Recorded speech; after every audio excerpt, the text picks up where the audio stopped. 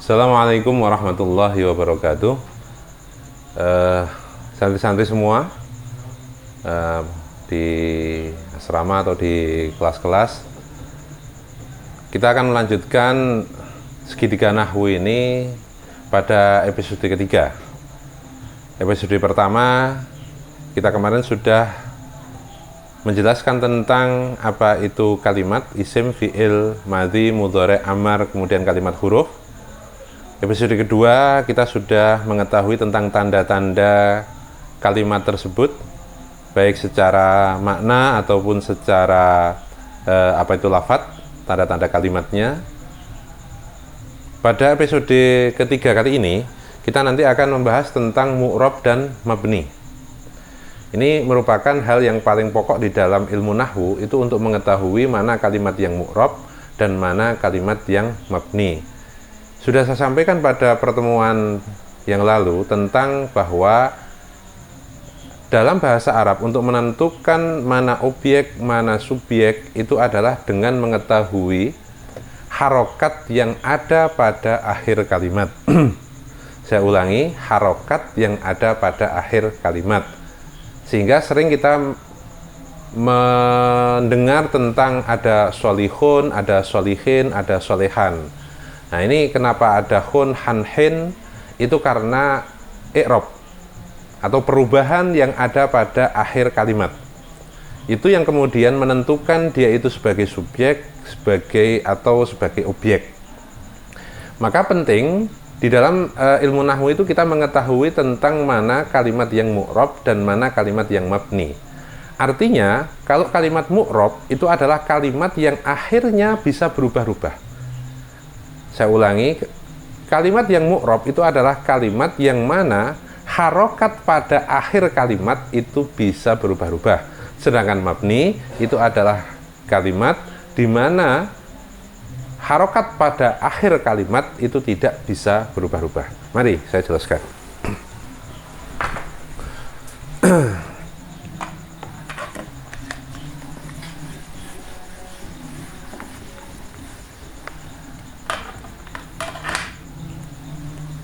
Saya ambil lafal solihun. Lafal solihun ini bisa dibaca solihun, bisa dibaca solihan, bisa dibaca solihin. Ada solihun, solihan, solihin. Ada so'imun, ada so'iman, ada so'imin. Ada zaitun, ada zaidan, ada zaitin. Nah, perubahan dari dhammah, fathah, kasrah ini yang dimaksud ini itu adalah i'rab. Ya, i'rab itu adalah perubahan harokat pada akhir kalimat. Kalau yang di depan akhir kalimat seperti solihnya, ini adalah wilayahnya ilmu shorof nanti. Soli ini adalah wilayahnya ilmu shorof. Nahwu ini hanya membatasi tentang perubahan pada harokat pada akhir kalimat. Namanya adalah i'rab. Kemudian kalimat yang bisa berubah-ubah akhir kalimatnya ini dikatakan sebagai mu'rab. Jadi i'rabnya itu adalah fathah, dhammah, kasrah i'rabnya. Kemudian kalimat yang bisa berubah-ubah secara dhammah, fathah, kasrah ini dikatakan sebagai mu'rab. Kemudian ada kalimat yang tidak bisa berubah-ubah. Ada contoh seperti alladzi. Alladzi ini tidak bisa berubah. Dalam keadaan apapun ya dia adalah alladzi. Maka ini dikatakan sebagai mabni. Jadi kalimat itu ada yang mu'rab, ada yang mabni. Artinya kalau kalimat itu yang mu'rab berarti kalimatnya itu akhirnya bisa berubah-ubah. Kalau yang mabni itu akhirnya tidak bisa berubah-ubah. Ya, itu intinya seperti ini. Ada mu'rab, ada mabni. Kembali ke sini, kalimat isim itu sebagian besar mu'rab. Ada sebagian kecil dari kalimat isim yang mabni, yaitu nanti pada isim dhamir, isim isyarah, dan isim mausul. Ini ketiganya ini nanti dia mabni. Sedangkan selain daripada ketiganya ini, semuanya adalah mu'rab. Jadi kalimat isim ini terbagi menjadi dua, ada mu'rab, ada mabni. Contoh isim dhamir itu contohnya misalkan kayak hum. Nah, hum. Itu ya dalam keadaan apapun dia hum. Tidak bisa kemudian humu, huma, humi, nggak bisa. Dia hum saja. Kalau isim isyarah, dia hanya hadza. Tidak bisa hadza, hadzu, hadi, tidak bisa. Dia hanya hadza. Kalau isim mausul itu dia misalkan man. Dia yang man saja, tidak bisa manu, mana, mani, tidak bisa. Dia hanya man. Akhirnya apa? Artinya apa? Huruf pada akhir kalimat itu tidak bisa berubah harokatnya. Huruf pada akhir kalimat itu tidak bisa berubah apa itu akhir kalimatnya. Hadza man. Jadi hum itu ya hum, nggak bisa berubah. Hadza ya hadza, nggak bisa. Man ya man. Ini maka kalimat yang terdiri dari isim dhamir, isim isyarah, isim mausul itu dikatakan sebagai mabni. Kemudian fi'il mudhari'. Fi'il mudhari' ini sama dengan kalimat isim, dia bisa mu'rab dan bisa mabni.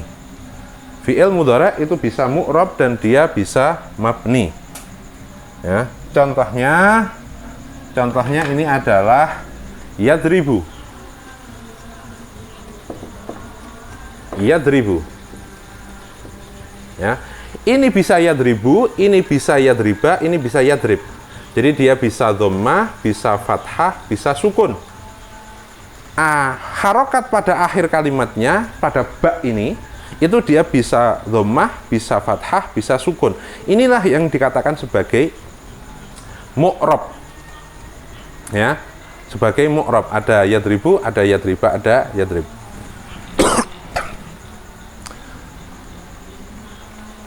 Kemudian tapi ada sebagian fi'il mudhari' yang mabni. Fi'il mudhari' yang mabni itu ada dua, yaitu ketika fi'il mudhari' itu bertemu dengan nun taukid. Nun taukid itu adalah fungsinya adalah untuk menguatkan. Kalau dalam bahasa Jawa maknanya temenanan. Jadi kalau yadribu ini hanya mukul biasa, tapi kalau diucapkan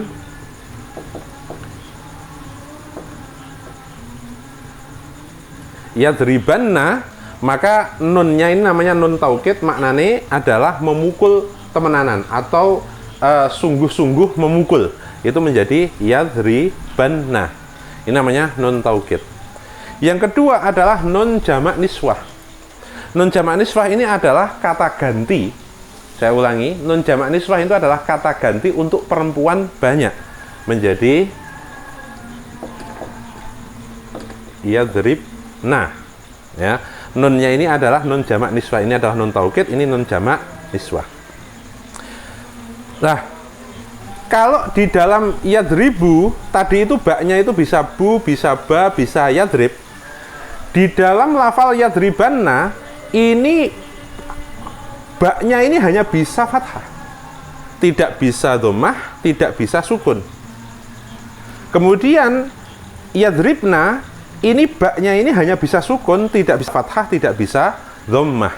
Artinya kalau yadribanna itu dia adalah mabni fathah. Kalau yang yadribna itu dia adalah mabni sukun. Ya, dia adalah mabni sukun. Maaf.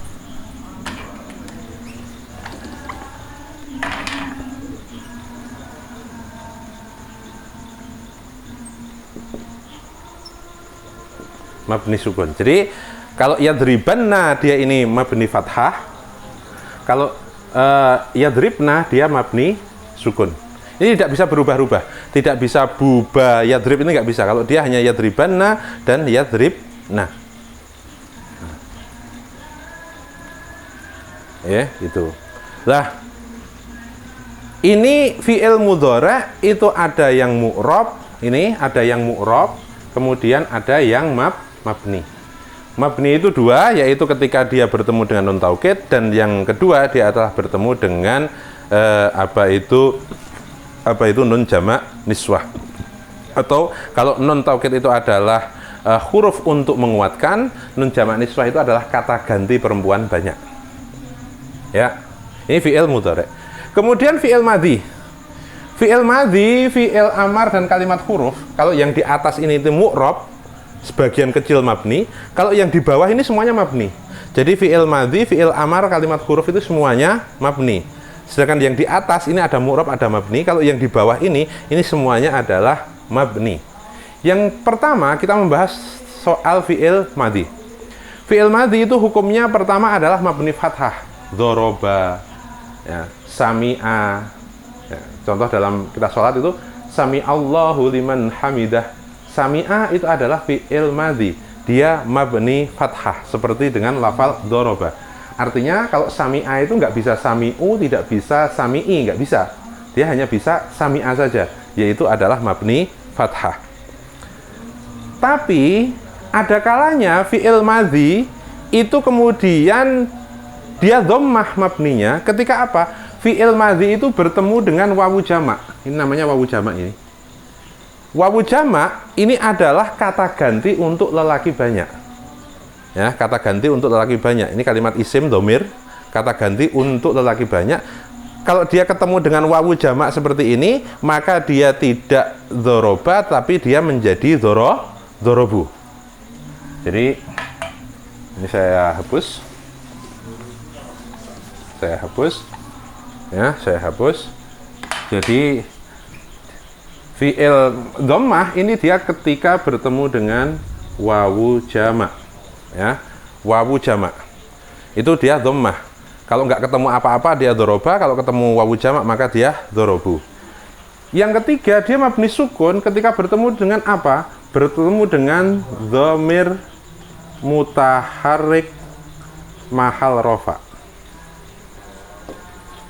Ya, dia bertemu dengan dhamir mutaharrik mahal rofa. Contohnya seperti dorobta, ini sukun ini, dorobta, kemudian dorobna.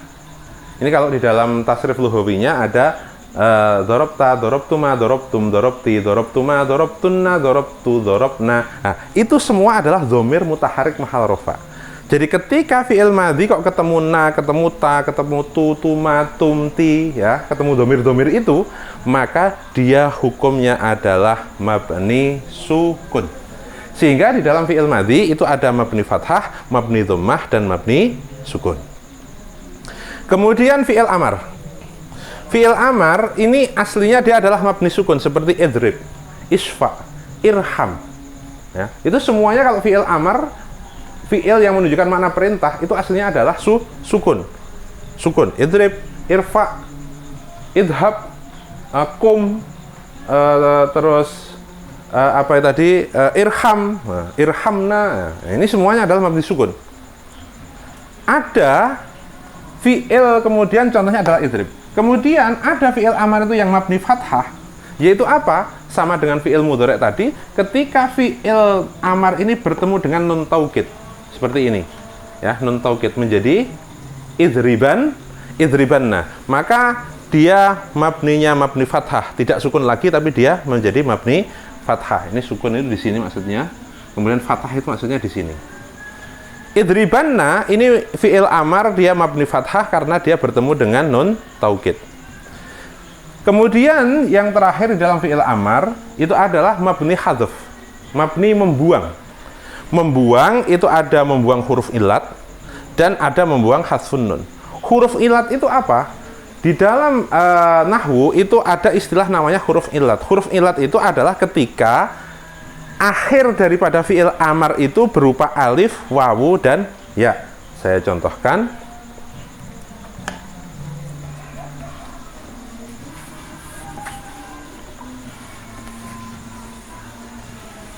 Ya, saya contohkan. Ini. Contoh misalkan, satu contoh misalkan yarmi.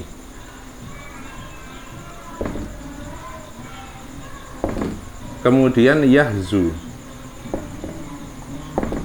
kemudian yahsha. Ya, ini fi'il mudhari' ini fi'il mudhari'. Ini mudhari'. Fi'il amarnya apa? Fi'il amarnya dia menjadi irmi. Ya, kemudian dia menjadi uhzu, kemudian menjadi ihsha. ini adalah irmi gini. Irmi. Kemudian ini aslinya adalah uhzu. Ya kan? Ini uhzu. Ini irmi. Kemudian ini ihsa. Ini aslinya adalah ihsa gitu. Nah, ininya dibuang, wawunya dibuang, alifnya dibuang. Jadi ini gambaran ketika ada fi'il mudhari' yang akhirnya ada ya-nya. Ini fi'il mudhari' yang ada wawunya. Ini fi'il mudhari' yang ada alifnya. Maka kemudian ketika menjadi fi'il amar seperti ini aslinya, ini maka ya-nya dibuang, wawunya dibuang, alifnya dibuang menjadi irmi. Ya kan? Kemudian maaf ini bukan wawu tapi dhammah, uhzu, kemudian ihsa. Jadi seperti itu. Jadi kalau di sini membuang ya, di sini membuang wawu, membuang alif.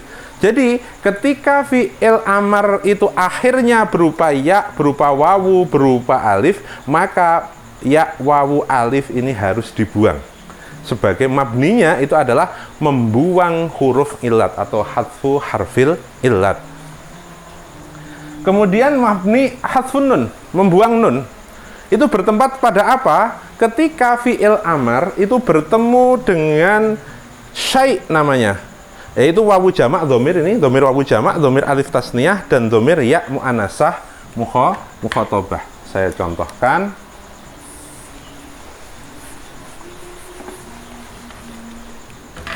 Saya contohkan fi'il amar, misalkan kayak contohnya idrib. Idrib. Nah, idrib. Ini adalah fi'il amar asli. Kemudian ketika dia bertemu dengan wawu jamak menjadi idribu. Kemudian ketika ini wawu jamak, kemudian bertemu dengan alif tasniyah menjadi idriba. Ini namanya alif tasniyah. Kemudian idribi, dia ini namanya adalah ya mu'anasah mukhatabah. Jadi ini adalah wawu jamak, kemudian ini adalah alif tasniyah, ya ini adalah ya mu'anasah mukhatabah. Apa sih ini wawu jamak itu tadi kata ganti untuk lelaki banyak. Alif itu kata ganti untuk 2 orang. Ya mu'anasah mukhatabah itu adalah kata ganti untuk kamu mukhatab, kamu perempuan. Ya. Ini idribu, idriba, idribi. Lah, ketika fi'il amar bertemu dengan wawu jamak, alif tasniyah, ya mu'anasah mukhatabah, ini sebenarnya ini ada nunnya. Aslinya adalah idribuna, idribani, idribina. Di sini ada nunnya, di sini ada nunnya, di sini ada nunnya, yang kemudian semua nunnya dibuang. Aslinya adalah idribuna, idribani, idribina, semua nunnya dibuang. Maka kemudian itu dikatakan fi'il amarnya adalah mabni hadfun nun atau membuang nun. Oke, saya ulangi. Fi'il madhi itu dia mabni fathah. Kalau ketemu dengan wawu jamak maka dia mabni dhammah. Kalau ketemu dengan dhamir mutaharik mahal rafa maka dia mabni sukun. Kemudian fi'il amar itu ketika aslinya tidak ada tambahan apa-apa dia mabni sukun. Ketika bertemu dengan nun taukid maka dia mabni fathah. Kemudian ketika akhir daripada fi'il amar itu berupa alif wawu ya, maka alif wawu ya-nya dibuang. Kemudian ketika fi'il amar itu bertemu dengan wawu jamak, alif tasniyah, ya mu'anasah mukhatabah, maka sebenarnya di situ ada nun yang dibuang. Aslinya adalah idribuna, idribani, idribi, idribina. Nah, inilah pembagian antara mu'rab dan mabni. Kemudian yang terakhir adalah kalimat huruf. Ini hukumnya dia mabni, cuman mabninya tidak bisa ditentukan. Mabninya macam-macam, tidak ada rumusnya, tidak ada pakemnya. Itu untuk mabninya kalimat huruf. Kita sudah mengetahui mana isim yang mu'rab dan yang mabni, fi'il mudhari' yang mu'rab dan mabni, kemudian fi'il madhi mabni, fi'il amar mabni, dan kalimat huruf yang mabni. Mungkin itu episode ketiga kita. Besok akan kita beri contoh-contoh dan kemudian kita lebih matangkan bentuk daripada mabni dan mu'rabnya, baik kalimat isim, kalimat fi'il mudhari', kemudian mabninya fi'il madhi, mabninya fi'il amar, dan mabninya kalimat huruf. Intinya kalau yang mu'rab ini hanya isim dan fi'il mudhari'. Ini yang mu'rab. Selebihnya itu dia mabni. Mungkin itu dulu yang saya sampaikan, kurang dan lebihnya mohon maaf. Wallahul muwaffiq ila aqwamit thoriq. Wassalamualaikum warahmatullahi wabarakatuh.